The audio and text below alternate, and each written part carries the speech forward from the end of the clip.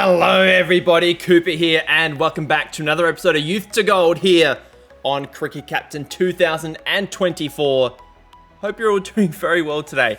I am a little bit behind with my videos, I do apologize for that. I haven't recorded anything since the 12th of December, and for various reasons I've not been able to record, but I am back. Now, hopefully it hasn't impacted my upload schedule too much. It's now the 7th of February. Hopefully everything should be okay. First and foremost, we need to get reacquainted with our fixtures for today's video. I can see that we're starting in the 100 today, but there are also games going on in the One Day Cup, I can see. So we're going to be, first of all, taking control of the Manchester Originals up against the Northern Superchargers.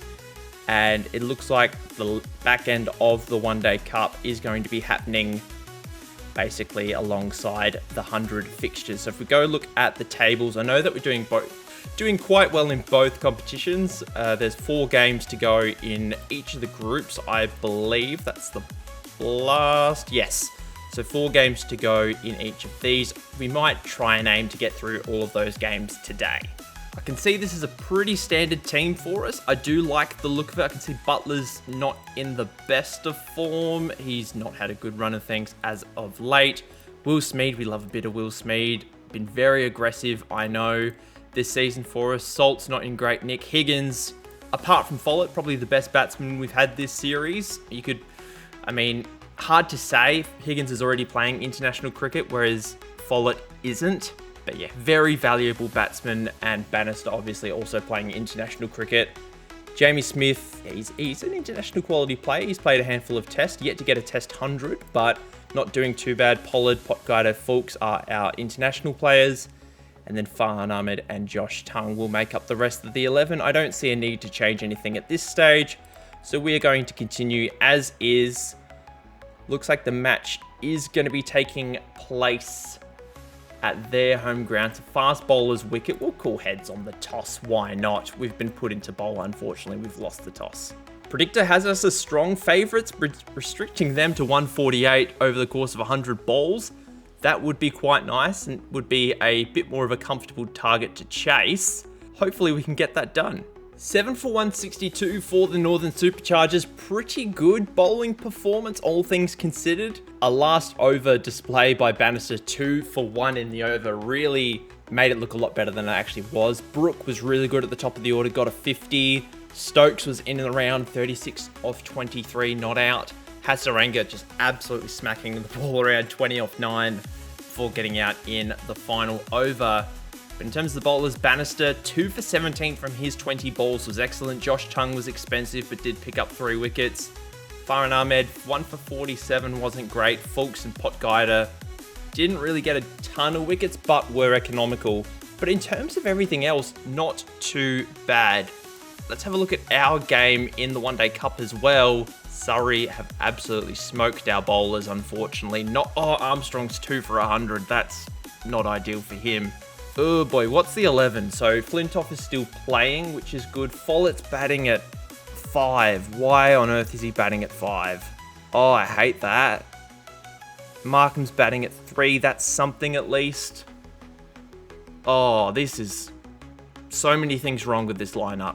Back onto the matter at hand, though. We need to chase down 163. The split is pretty close. The predicted score is 149. I do like our odds. We are currently undefeated, I believe, in the 100. So we'll see if we can keep that good run of form going. Butler and Smeed. Well, it's really only Smeed that's been good opening the batting for us. If we have a look, yeah, there's been pretty good. I mean, he gets off to good starts, but Butler's Salt haven't been great. Higgins has been good, but it's that middle order that's really supporting us at this point. I'm a little nervous, mainly because I haven't batted for a while in Cricket Captain. It's been, over almost 2 months since I've played, so hopefully we can get this done. And an absolutely disgusting performance with the bat, all out for 96. Clearly showing a bit of rust, having not played for a little while. The opening stand was actually the best stand of the entire innings.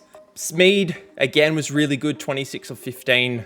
I mean, when I say really good, he did score 26, but in context of the innings was very good. Butler, 17 off 13 wasn't too bad.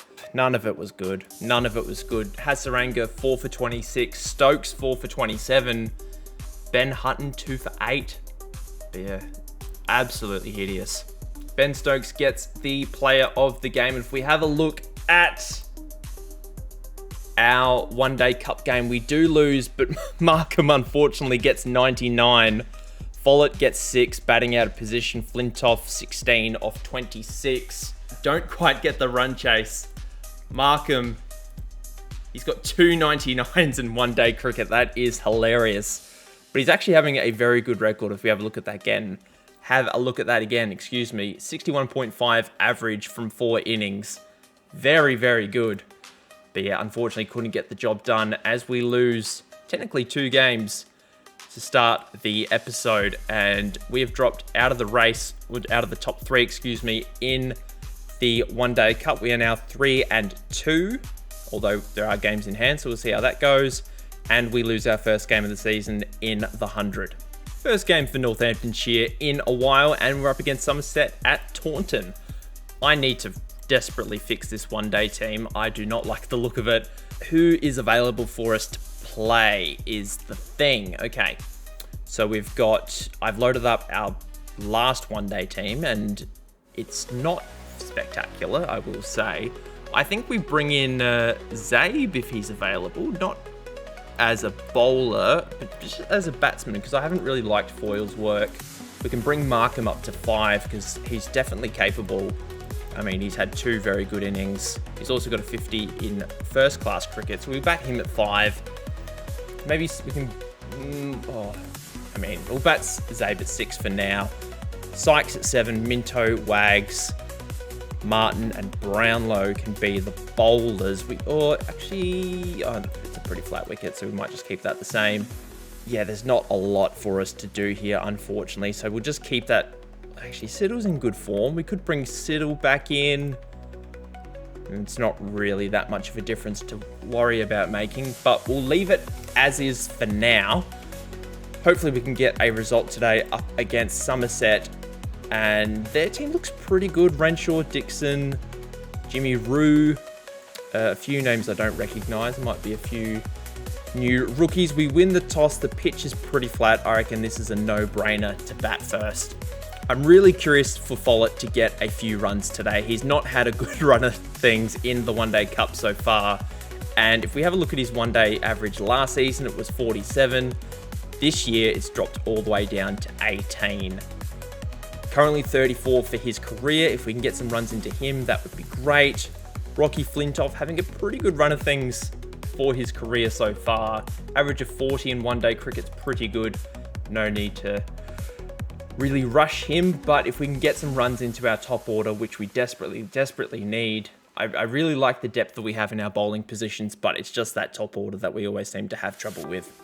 Flintoff on 97, flicks it to the leg side. Is he going to get the boundary? Yes, he does! That's the 100. His second 100 of the season. He plays and misses at that one. Oh, actually, is it out? No, it's not out. And it's also the fastest 100 on record at Taunton for Northamptonshire versus South Somerset games. But what an inning so far from Flintoff. Hopefully he can get us a victory in this one. Currently 2 for 202. Richie Beno would be proud. 328 all out at the 47.2 over mark is a very good result. The Rocket Man, Rocky Flintoff, 179. I think he got out a couple overs ago. I can't remember what over it was. I think it might have been the 45th over, actually. But he and Follett, really good opening stand, 118. And then he just teed away with nobody really else passing 30. It was kind of just a one-man show. 25 fours, 4 sixes, striking at 125. Really solid innings. None of the bowlers, actually, apart from Ogborn. It's like Osborne, but with a G. Okay. He got 2 wickets, but was under 6 runs and over. Everybody else pretty expensive. Pretty happy with this result, but it is a flat wicket, so I don't know how we're going to go defending this. And there's another winning wicket for the Brownlow. All out for 183. We win by 145. 4 wickets apiece to Brownlow and Wagner. Really solid bowling performance as we win by 145 runs. And with that big victory, we get some points back. For the time being, we are currently sitting on top of the ladder. There are obviously games in hand, but with 2 games left in the group, we are still in a very good position. Our next fixture, fortunately for us, is a 100 fixture and doesn't take place on the same day as a Northampton one-day game. I think I need to make some changes in the top order because I've not liked what I've seen basically from Salt, Butler and Smith. It does say Smith is in good form, but it mainly comes from international games. He hasn't been all that good for us. So I'm thinking I'm going to need to make a change. We could bring in big boy Paul Walter for a bit of, I want to say bowling depth. We could bring Pollard to bat at 5, Potgieter at 6, Walter at 7. We would then obviously pass the gloves on to either Salt or Butler.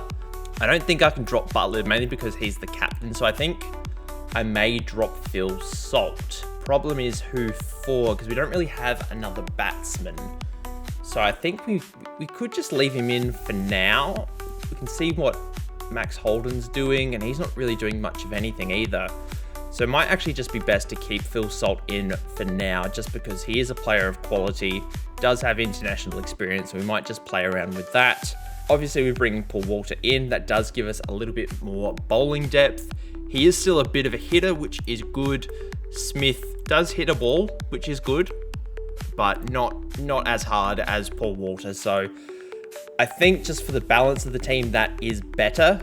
But obviously, we can play this game, see how it turns out. Obviously, if we still can't get a good result, we can go from there. But the Trent Rockets are a very good team. They've got Beresford. Is he a Kiwi? I can't remember. Tommy Allsop, Joe Root's very good. Sam Haim, Alex Hales. I don't know why you wouldn't open with him, but he's there. And then a few other names towards the bottom of the order that I don't recognise. We've called heads. We've won the toss.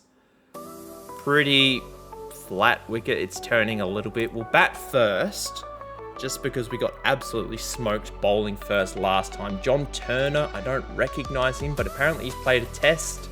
I don't know how to say this guy's name, but I know he plays for South Africa. Calvin Harrison has also played test cricket, apparently. That's only been in the save file, not in real life.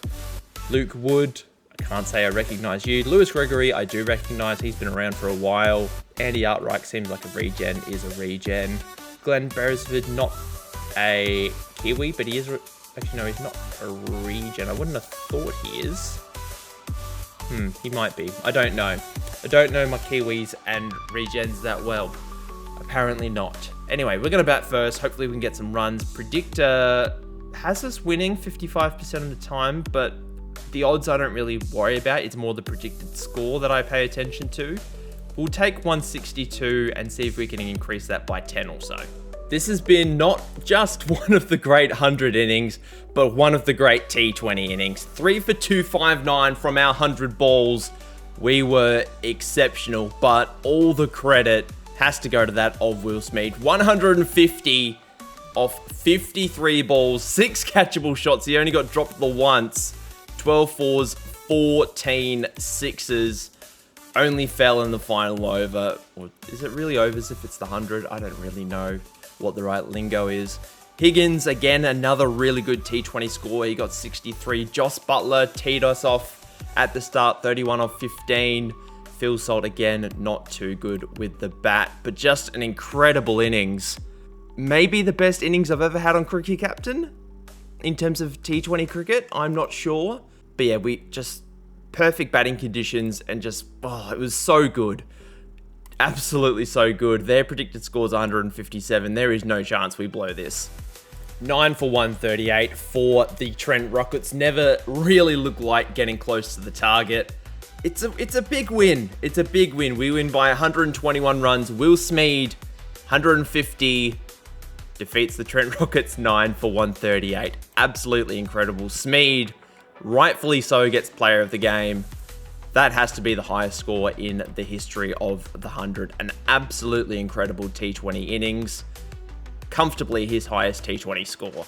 With 2 games to go in the group stage of the 100, provided nothing terrible happens, we should be finishing in the top 3. Ideally, if we can finish in the top sort of 1, or in top spot is probably a better way of saying that, we can go straight through to the final. That would be ideal. But obviously, if we finish 2nd or 3rd, it's not the end of the world. We've now got another 100 fixture. Let's see how it lines up with some of our other games. Our next game is a Manchester Originals game that we will be taking control of up against the Northern Superchargers. Unfortunately, it does clash with one of our Northamptonshire games. Northern Superchargers currently in 5th, so I feel like we've got a pretty good handle on this one. You would think conditions, we're going to go with the fast bowling wicket. I think we'll just keep it as is for now. Obviously, we scored 200 odd in the last one. No real need to change things at this point. Cool tails on the toss this time around. We will... Oh, Scrimshaw's in this one. I've just seen that, a former player of ours from last season. I think we will bowl first. I think we're going to do that on this pitch. Awesome bowling performance in this one by us. Harry Brook was the top scorer for them with 27, but we kept them under a runner ball for the entire innings, all out for 97. Bannister, 3 for 12, was awesome, only going at 3 runs and over. Josh Tongue, 2 for 21. Big boy Paul, 2 for 22. Zach Fulks, 3 for 22. And even Farhan Ahmed didn't take any wickets, but was really economical. Our best bowling performance in a long time. Predictor basically has this one all wrapped up for us. 98% chance of a win. Predicted score of 99. Let's just not do anything silly and wrap this up fairly quickly. Easy win in the end. Joss Butler, 54, was our top scorer. He ended up getting caught behind by Hutton. Will Smead, uncharacteristically slow, 31 of 25. And then Phil Salt, 10 of 5 to wrap up the innings. Another comfortable win. And I forgot to mention earlier that there is also a one-day fixture happening between Northamptonshire and Essex at the moment. And it looks like we do win by 5 wickets via the DLS method. Flintoff is the high scorer. Harry Armstrong getting some wickets. Picked up 2 for 100 in his last one-day game. Career best figures in one-day cricket. Ollie Davies got 16. Flintoff 61. Vasconcelos 81. Follett gets a first ball duck, continuing his very dry spell. First duck of his career, so I mean, it's either very good or very bad with him, as we do know. But we win both of our games on this day. We've got 1 game to go in the group stage of the 100. We're currently 1 point clear at the top of the table. I reckon a win will get us top spot secured. We've also got 1 game to go in the group stage of the Metrobank One Day Cup. Currently sitting in 2nd. Ideally, we'd like to finish in the top 2, but we'll obviously see how that plays out as well. We've now got our last group game in the One Day Cup, and we're actually going to go the double spinners. We're going to go Armstrong and Brownlow. Armstrong did have a good game last time around. We've dropped... who did we drop? We dropped Minto, actually. We've brought in Armstrong for him, and we also changed up Shanaka, brought in Ollie Davies, who I believe might have been playing with Australia that last time around. I can't remember exactly, but everybody else is basically the same. Flintoff, averaging 54 in one-day cricket, is very, very good. Just what a career he's having, or just mainly this season with us, because last season it wasn't all that good, but 73 is his average in one-day cricket so far this season. Obviously, it did a very good job in the Blast as well. Let's get into this one. We've changed the pitch so it's a bit more spin friendly. Obviously, we've got not only Brownlow and Armstrong. Zabe is also in the lineup, is a capable spin bowler. Follett, obviously, if we have to bowl him, we will. I mean, something would have gone seriously wrong if we're bowling Follett in a one-day game. But we've called heads on the toss. We've won the toss. We're going to bat first. All out for Richie Beno's favourite number, 222. Just really poor batting performance. We were 3 for 62 after Lyndon James just tore through the top order. He ended up with 5 for 36, really solid bowling performance. Only Zabe and Davies made half centuries. Just not great. We were, as I said, 3 for 62. Then there was a little bit of a partnership between Davies and Markham. Markham then departed for 24. But yeah, not good. And we batted quite slowly towards the back end of the innings. We were, where were we? 7 for 143. And then we sort of took the gas off the pedal a little bit. Our foot off the pedal, I should say.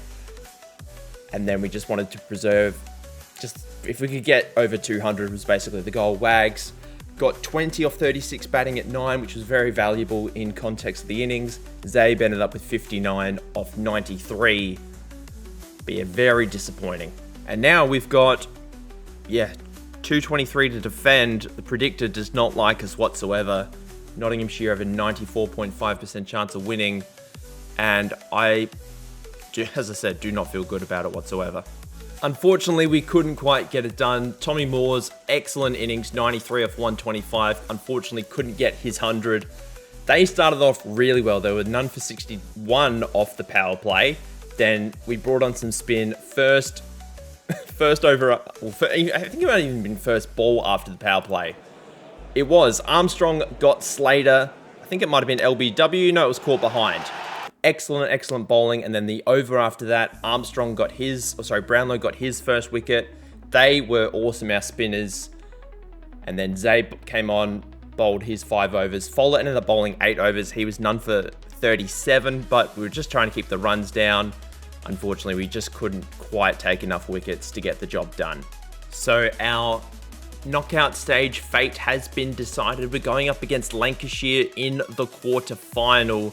In terms of the group, we did end up finishing second, as we did lose to Nottinghamshire. Had we won, it's hard to say with the net run rate whether or not we would have gone top, but we're going to have to play all 3 finals games if we want to win this competition.